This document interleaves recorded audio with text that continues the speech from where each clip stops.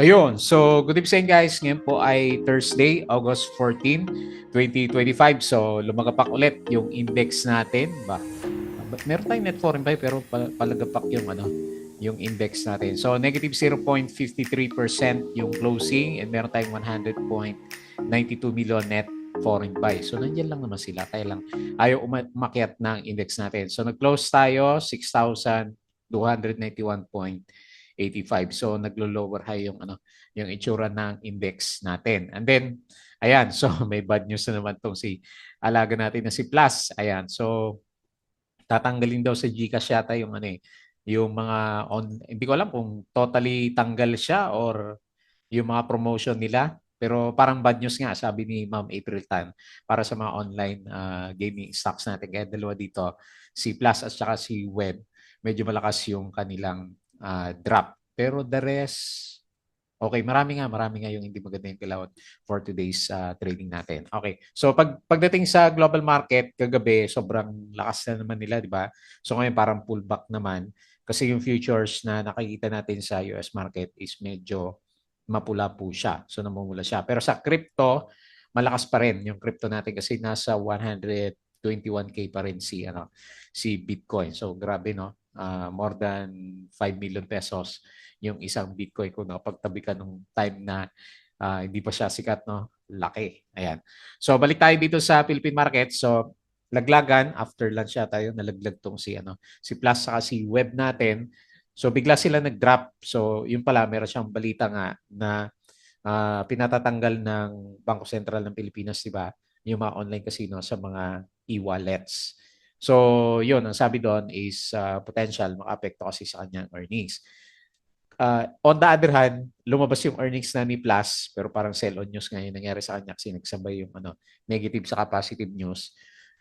Kumita siya ng up yata siya ng 6 billion pesos. So okay yung earnings niya. Kaya lang, ang pre-nice in the market is yung negative sentiment dito kay Plus natin. Okay? So, tingnan natin yung damage at hanapin natin yung pinaka-support niya. Mukhang meron pa ito bukas kasi solid red candle pa rin. Pero hindi naman siya nag-flooring, no? Halos mag-flooring lang si Plus ulit. Okay? So, nag-drop siya is negative 19.83%.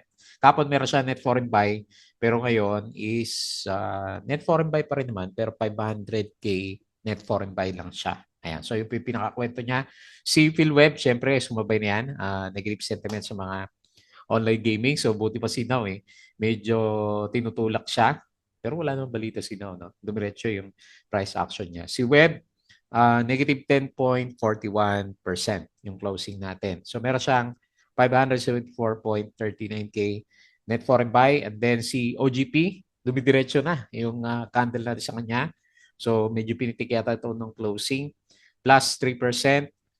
Pero net foreign sell siya ng negative 5.22 million. Okay? Tapos si Now, ewan ko, wala akong nakitang balita, pero namayagpag siya, umakyat 30.26%. Meron siyang 100, meron siyang, ilan ba to? Negative 16.5K. So net foreign sell siya ng konti. Mga locals yung nagpapitik ng galaw ni Now. Tapos si Baita, wala din balita to eh. So hindi naman to si Plaza, biglang nag-drop to ng 20%. So may lumabas siguro to na malaki. So negative 14.93%, negative 203K yung kanya net foreign sell. Tapos si Apollo, ayan, di ba? Napapasin natin to nung nakaraan. Ayan, tumuloy na yung breakout niya, 6.25%. Yung kanyang galaw, at meron siyang 6.5K net foreign sell. Okay? So, kabalik rin yung galaw ng market sa net foreign buy. Kasi kapon, merong di ba, halos 900 million na pumasok dito sa market. Ayan. So, medyo mahirap tansyahin ngayon yung galaw ng market. Ayan. Disclaimer pa rin sa mga bago sa channel natin, as usual po, yung ating review is for education purposes lamang po yan. So, wag mong gagamitin ito as a reason para mag-buy, sell, or hold ng stocks. So, due diligence na lang po ako ng stocks yung gusto mong bilhin. And then, follow mo na lang po ako dito sa ating Palampi Trader na YouTube channel as usual. Subscribe ka lang po kung hindi pa nakasubscribe or kung gusto mo join ka dito sa trading community naman natin. Okay? So yung mga nakasubscribe, maraming salamat po. Check mo lang po yung daily Trending stocks review, mga sample company reviews natin, mga sample trades sa market. Nako, pero naging bato pa si Plus. Basic indicators, technical analysis, isang negative news lang talagang siya bulusok na. Basic indicators, technical analysis, fundamentals, yung mga risk management, and basic learning sa market po. So medyo masakit yung drop ni Plus ngayon, yung verde natin, namula na naman. Tapos sa Palawig Trader Crypto ko to para sa mga play to earn games, cryptos na vlog natin. So check mo na po yan.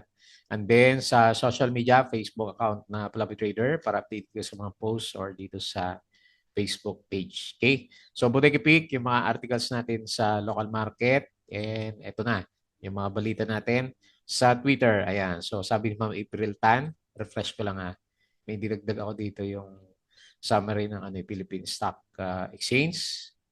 Hindi siya nag-reflect. Ayan. So ito na, dito muna tayo bago yung note ni Ma'am April Tan.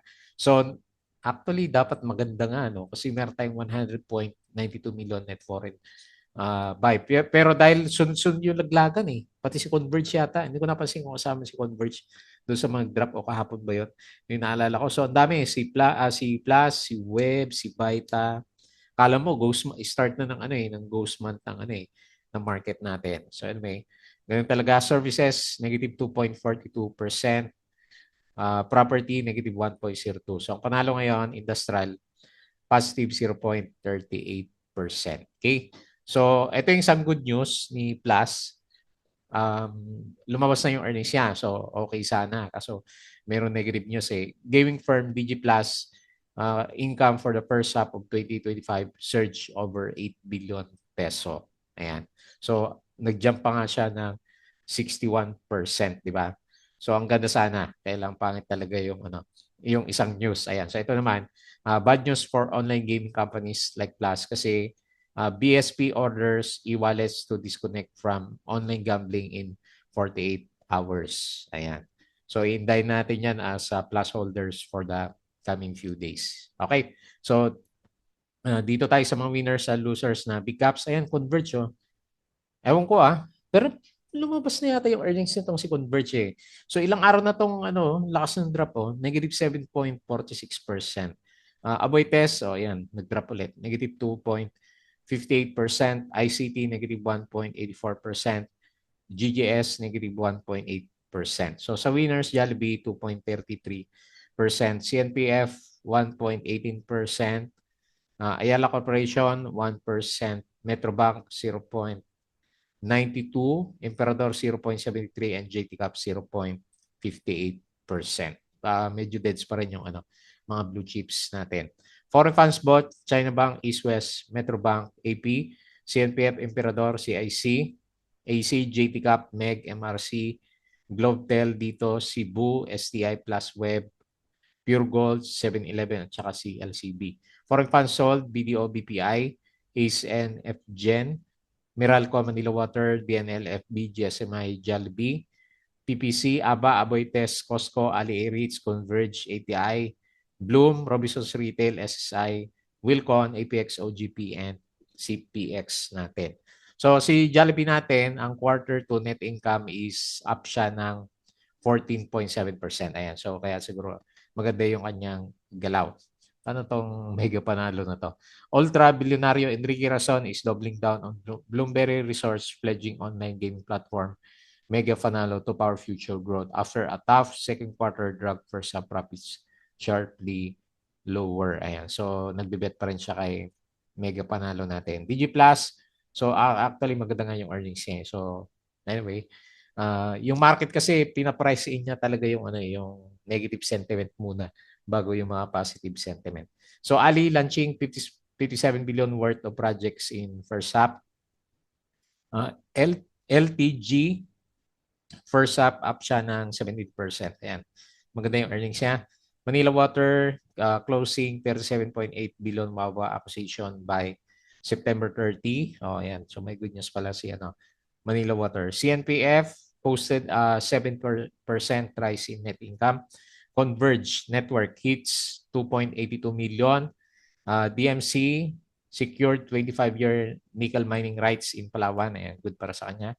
nung alas 10, okay pa tayo eh. Nung ito yata yung wala pa yung balita si ano eh, si Plus ayan. Okay pa si Bloom dito, AGI.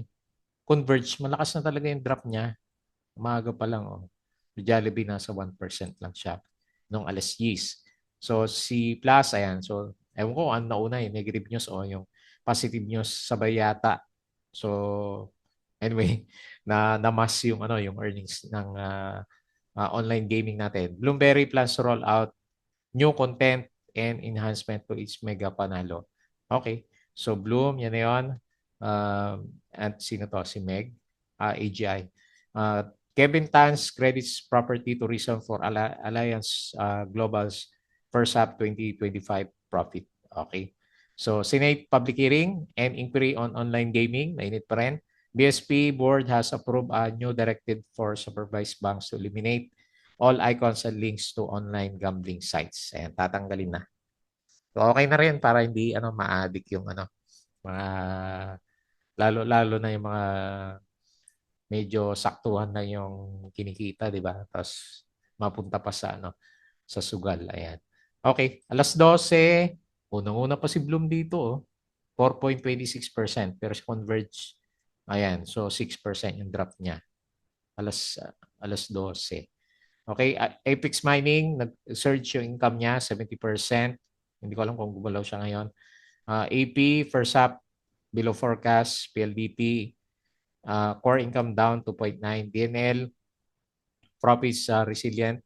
Aboitiz, first up, results below forecast. Okay, ano ba to? Plus ulit. Okay, yung earnings niya. Alas 11, Bloomberry, oh, nag 5% pala si Bloom kanina. Hindi ko natanda. Ano ba nangyari sa kanya sa closing? Balikan ko nga ng konti yung ano. Nakabawi pala siya kanina eh. Pagdating ng ano natin, asa na si Bloom? Laki din yun 5%. Okay. Nag-close siya 0.3. Ayan. Nadaragda rin siya ng ano, negative news sa mga online gamblings natin. Okay. So, ganun talaga. Bitcoin rises above 123K. Kahapon yata to. Kasi nasa 121K siya ngayon. O yung opening natin kanina umaga, maganda rin siya eh. So, kasi nag-expect nga ako maganda yung closing natin kasi may 900 million na net foreign buy eh. Pero anyway, iba yung results. Share buyback, OPM Cebu, Apex Mining, okay, nickel, birong nickel kay ano yan, di ba? DMC. Aries first up bottom line rises 45%. ICT need just 5 pesos to reach a trillion peso valuation. Ba, laki pala, ano? Laking company na ni ano, ICT. Okay. So Jollibee regains profit growth momentum. Properties, okay. So ano ba? Buy, luxury. Ayan, Nasdaq rises to new all-time high. LTG, AGI, basa natin yan. CRIP. So the board approved the declaration of regular cash dividend 0.09 peso. Okay. Ito, 2 beses na post. Saka sa US market, maganda ulit yung galawan kagabi. Pero ngayon parang hindi maganda yung ano yung pinapakita yung futures nitong si ano US market natin. Okay? So yun po yung mga balita for today's trading. Ayan, patalastas na po ulit yung mga gusto ng guide sa trading sa market. Check mo lang po yung ating Patreon channel. Okay? So tingin tayo dito sa galaw ni PSE parang ano parang pag-usmat na si PSE. Kahit anong net foreign buy niya, so hindi gumagalaw yung price action. Baka mapilitan lumabas kung sino man yung pumasok na 900 million kahapon. Kasi pababa yung ano nyo. So magre-retest yata ulit tayo dito sa 6,200. Ayan. Hindi na bago yung yung direction ng RSI at saka MACD formation natin. So 100.92 million net foreign buy, negative 0.53%. So kulong na kulong tayo niyan. Kala ko yun na yung kahapon eh. Ayan, so second day pa lang noon, 900 million. Laglag na naman. 6,291.85. Okay? So tingin tayo sa mga winners, mga penny stocks yata. So now, ayan, sino pala? Ayan, bumomba. 30.26%. Ano ba earnings yan? Negative 100. Tignan mo nga naman. Negative 192.61. Okay. Ingat na lang sa pump. Unless may balita syempre na Hindi natin alam. Okay, next. Apollo, so nag-breakout na. Ano ba earnings din nito? Uy, meron siya. Lugi. Ba't zero yung revenue ng company? Okay. So 0.0068. So 6.25%. Shell PH up din ng, ayun ganda rin ng galaw ni Shell PH 3.9%. Si ABA 3.33. Naka-breakout na si ABA. Tapos si OGP, ayun 52 weeks high si all-time high ulit si OGP natin 3%. MRC 2.41, Jollibee 2.33, and sino pa ba? Yung may volume, PXP 1.5%. Lalim din ni PXP natin. Okay, so sa losers, PXP, rather plus, sorry, nag-drop siya, negative 19.83%. Nako. Baita, may lumabas siguro dito. Okay. Pangit yung earnings niya. O ba't wala siyang earnings niya? Kaya pala binomba, pababa itong si Baita. Pero last time okay siya, oh. So, ano nangyari dito? Revenue 12 billion dito. 2 billion na lang. Ba't biglang bumabagsak yung mga revenue, no? Ayan, 3 billion pa siya dito, oh. 12 billion. 3 billion. Nabahaba si Vitarich natin. Kaya pala, yan na. Alam natin bakit siya nag-drop. 14.93% drop si Web. So, ano din to? Galawang online gaming, negative 10.41.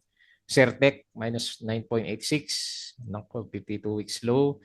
Daming laglag Converge, ayan laki ng, ano ba earnings niya? Okay naman 6.81% ayaw nila, mababa. 18 ng first quarter. Okay. So, nag-breakdown pa. Lakas ng breakdown. Pero oversold na. Si Converge, lapit na siguro yan. Mag-bounce. Tapos si SSI, minus 5%. Ayun, nag-gap down din. Daming laglag BillL, minus 4.93. Nag-aalisan na yata sa market Macro Asia, minus 4.48. PNB, eto, nag-drop na, no? Minus 4.27. And lastly, sige pa, may volume CPG. Pag-usapan natin kahapon Minus 2.94%. Okay? Ang daming laglag. Mapula. Yung mga alaga natin dito sa market. Okay? So silip tayo dito sa galawan sa global market. Okay, so mapula. Mukhang mapula mamaya. S&P futures negative 0.02, Dow futures 0.03, Nasdaq negative 0.07. So European stocks mix pero isa lang yung mababa. And Asian stocks, mix din. Mas marami yata mapula dito sa Asian markets. Okay? So crypto, 121K si Bitcoin. Ano to? May bago. Acolyte by Virtuals USD 0.003 lang siya. Ba't nandyan? Okay. Late na market cap niya. Ba't nasama dito? Ethereum, up rin ng 1%, 4.7K. XRP, 3.23. BNB, up rin siya. 2%, 867. Sol, 204, up ng 1.67. Si ADA nag-up ulit ng 13.12%. Ataw si ADA, no? Pag naakyat si ADA, ang lalaki ng niya, ng galawan niya. Okay? So balik tayo dito and quick review dito sa mga trending stocks. Okay, so umpisa natin sa laga natin na si Plus, laglag na naman. Marami na naman negative news na pwedeng maglabasan sa kanya for the coming few days. So mukhang magre-retest na naman tayo dito sa bandang baba. So balik tayo dito sa support kasi nag-fill the gap tayo dito. No? Tapos solid pa yung candle natin. So bababa natin yung yung direction niya. Tapos okay, eto na yung bago natin susundan na trading channel sa kanya. So lumalabas ito na yung bago niyang pinaka-channel. Kasi hindi natin may babalik yung trend dito kasi um, medyo malakas ngayon negative news niya for today's trading. So sa earnings, okay siya. Nag-up siya ng 30% nga ng second quarter. Pero yung pa rin, yung sentiment ng market natin is yun yung pinaka-problema niya. So which is pwede nga naman talaga maka-impact sa kanya yung pagkatanggal doon sa mga wallets. Pero hindi siya ban, di ba? So yun naman yung usapan sa kanya. So ang tanong na lang, bababa yung mga earnings niya for the coming quarter. So yun siguro yung pinaprice in ng market natin. Kasi alam naman natin, yung mga e-wallets e-wallets talaga yung ano malakas na na source ng mga sugalero, di ba? Very, very accessible kasi yung mga GCash, di ba? Yung mga e-wallets natin. Okay, so ilalagay muna natin sa bearish sentiment po si Plus, negative 19.83%. So medyo malalim pa, 19 o worst case scenario, 14 ulit tayo dito kay Plus. So hindi natin inaalis yung double bottom niya dito. Nag-close siya 24.05 and meron siyang konting 501.94K net foreign buy. And kailangan na naman niya ng share buyback niya para gumalaw yung price action natin. Okay? So alam niyo na po yung dahilan bakit siya nag-drop. Next. So damay-damay na si Web. Sinama na rin yan sa negative sentiment. Naku. So sundan mo na lang kung anong galaw ni Plus. Yun din yung magiging galaw ni Web later on. Ayan. So nag-resist tuloy siya. So anyway, nasa support pa naman. Technical wise lang sa charting wise, nasa support pa naman si Web. Pero watch out na lang kung mabroke yung support natin dito. MA100 yung sunod nating pupunta. Lalo na yung earnings niya. So negative 7,000%. Ayan. So double check na lang. Kung meron kayong hawak na Web, medyo pangit talaga yung fundamentals nito. Pero dahil nga sa online gambling pinag-uusapan, umakyat yung kanyang pinaka-price action. Okay? So nasa bullish side pa yung RSI pero not too sure for the coming few days kung magpatuloy na iindahin na market natin yung negative sentiment na yan. Damay din si Web at saka si Plus. Ewan ko lang si Bloom. Kasi si Bloom medyo malalim na rin yung kanyang price action, di ba? So PhilWeb nag-drop ng 10.41%. Nag-close sa 3.27 and meron siyang 574.39K net foreign buy. Okay po. So same sentiment. Next, ito naman, may good news naman kahit pa paano sa isa sa mga stocks. So OGP, okay, diretso na. Marangkada na talaga siya. So tinutuloy nila ngayon yung yung mga merong spike. Tingnan natin kung hanggang saan yung spike netong si OGP natin. Kaya ba ng trading channel? Parang lampas na. Ayun. So sakto nandun siya sa itaas. Tingnan natin kung magtuloy yung kasi another all-time high si OGP natin. So lampas ng konti. Pinaka-support niya kasi dito sa MA9. Kaya lang meron nga pala siyang X-date which is by okay, next week pa naman. So next week natin mararamdaman to, most likely may drop siya na 3.67% kasi mamimigay siya na dividend. So ang tanong na lang, Thursday ngayon, Friday, Monday, di ba? Tuesday yata to, Wednesday yung 20. So kung itutuloy pa rin nila yung pag-push ng price action. Medyo overbought na rin siya eh. So may pattern din siya last time. So makita mo, di ba? Packet siya. Meron siyang up and down dito. Yung RSI natin hanggang dito lang sa RSI 85. Ayan. Tignan natin. Bukas, malay mo, itulak pa rin si OGP. Kailangan overbought na nga yung pinaka-price action niya. Okay? So bullish, nandito sa taas yung RSI levels. Nag-up siya, nag-close 3%, 19.2, and then at foreign buy ng 5.27 million. Next. Now, ayan, ewan ko po kung bakit siya umakyat, hindi ko rin makita. So siguro, since ang daming hindi maganda na galaw na stocks, so pwedeng naitulak itong C plus natin. Kasi wala naman tayong ibang catalyst sa kanya. Titignan mo din yung earnings niya, negative din siya. Ayan. So, ako personal tingin ko lang, binomba lang syempre si Sinaw natin. So anyway, nag-resist. Dito ko na lang ilalagay resistance sa sakto naman. So parang nag-ano siya, no? Nag-fill the gap, oh. May mga gap down siya dito last time, oh. Ayan. So tingnan natin, nakawala na yung mga nandito nung April pala. Ayan, oh. So, tsaga-tsaga lang minsan makakawala ka din. No? So, Now Corporation, nag-close 0.495 and nag-up 30.26%. So, tignan natin. Nasa kanya yung volume. Oh. May volume din siya.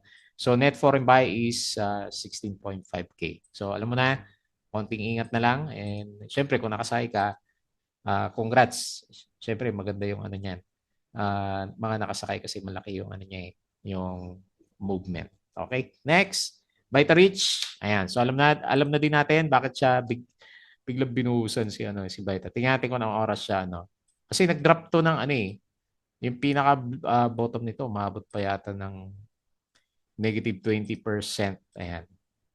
Okay, so ayan o, nabuhusan siya. So bumawi siya kanina. Tingnan natin bukas, pero ang pinaka-negative catalyst natin, support na lang muna ilalagay ko. Ang pinaka-negative catalyst natin is ito. So nalugi pala siya ng second quarter. Baka yung bagyo, di ba? So dahil bagyo na dumaan sa atin noong second quarter. Okay? So biglang nag-drop yung RSI level natin. So nag-close negative 14.93%, 0.57 and 203K net foreign sale. Okay? And then lastly, mabilis lang tayo kasi pangit yung gulo ng market. Si Apollo, binomba na rin. So ilang araw natin napapansin na nag-ano siya, nagkukonso dito, pataas yung direction and then medyo pinush na no? Nung lumabas yung earnings. No? So wala siyang revenue, ewan ko kung bakit. Ang price to earnings ratio niya, negative 25. So lugi. Nag-close siya 0.0068 up na 6.25 pero yun nga, nandiyan yung mga traders kasi may volume na 9 million, negative 6.5K net foreign sale. So ang tanong na lang sino mauna, si Now o si Apollo sino yung tutuloy sa kanila na arangkada for the coming few days. Siyempre bullish to kahit na penny stocks, bullish siya kasi meron nga siyang pumapasok na volume and then okay naman lahat ng indicators natin sa kanya. Okay? So watch out na lang sa kung meron siya mga signs na magpo-pull back during the Friday na naman, trading day natin bukas. Okay po. So yun lang muna. Si Plus talagang pinag-usapan for today's trading dahil sa kanyang negative news. Sa blue chips, wala pa. So matutuwa sana ako kasi 1 billion na yung pumasok na net foreign buy pero walang epekto sa sa big caps natin. Okay po, so yun lang muna. Medyo bearish yung market natin ngayon. As usual, bago tayo mag-close, please don't forget to subscribe dito sa ating Palami Trader na YouTube channel. Crypto to, follow mo na lang po. Facebook account, Facebook page, Bodega Peak, Twitter, and Patreon sa mga gusto ng guide. Sali lang po kayo dito. Okay? So yun lang. Maraming salamat. Kita ulit tayo bukas.